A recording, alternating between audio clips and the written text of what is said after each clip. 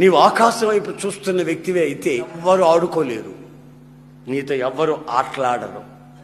నీ చూపు సరిగా లేకపోతే, నీ డ్రెస్ సరిగా లేకపోతే, నీ నడక ప్రవర్తన మాట తీరి పద్ధతిగా లేకపోతే ఆడుకోవాల్సిన వాళ్ళందరూ ఆడుకుంటారు. ఈ యాత్ర 17 ఏళ్ళప్పుడు ప్రారంభించాను. ఇప్పుడు నాకు 60 సంవత్సరాలు. ఈ 17 ఏళ్ల నుంచి ఈ 60 సంవత్సరాల వరకు ఎంతమంది చూస్తున్నాను ప్రపంచం మీద.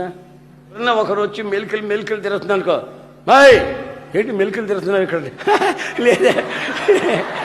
అయ్యో, మగాళ్ళైనా ఆడవాళ్ళైనా ఎందుకు అగాధంలో పడతారు, ఎందుకు పాపంలో పడతారంటే వాళ్ళలో మెరుపులాగా మెరిసే ఆ ప్రకాశం, ఆ షైనింగ్ లేక.